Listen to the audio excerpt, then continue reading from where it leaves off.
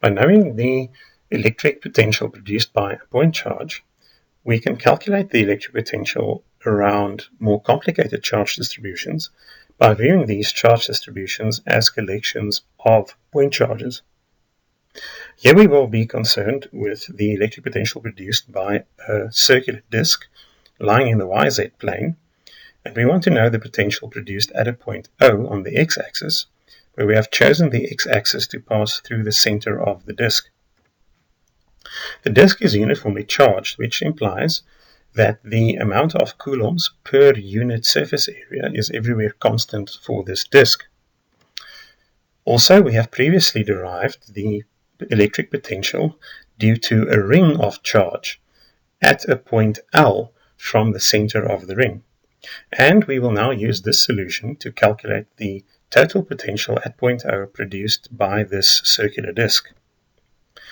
We start by viewing a small section of the disk that is captured by the area of this ring with radius uncapitalized r and thickness dr.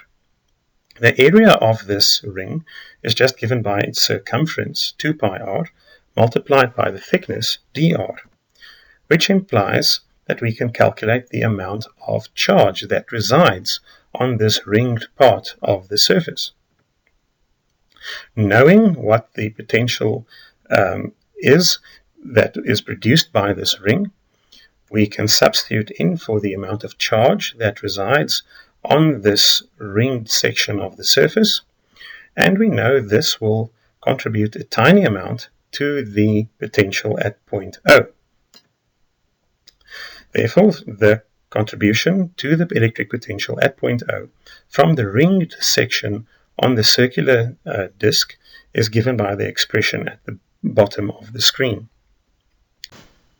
We can now calculate the total potential at point O by viewing the circular disk as a collection of rings with increasing radius. Therefore, in order to calculate the total potential at point O, we sum together the tiny contributions from rings on this surface, starting with a ring with an infinitesimally small radius equals to 0, and adding up the contributions for successively larger rings, ending up with a ring that has a radius equals to that of the disk itself.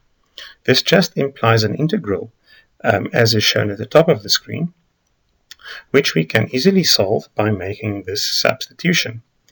The expression that we obtain is this, and this now gives us the electric potential at point O, a distance L away from the disk. This expression only depends on a single variable, L, the distance away from the center of the disk. This means we can calculate the magnitude of the electric field at point O by just taking the derivative of this expression with respect to L. We know that the circular disk is positively charged, so we expect the electric field that it produces to be pointing away from the disk. You can verify that if you calculate the derivative with respect to L of the expression above, the electric field that we find at point O is given by the expression shown at the bottom of the screen.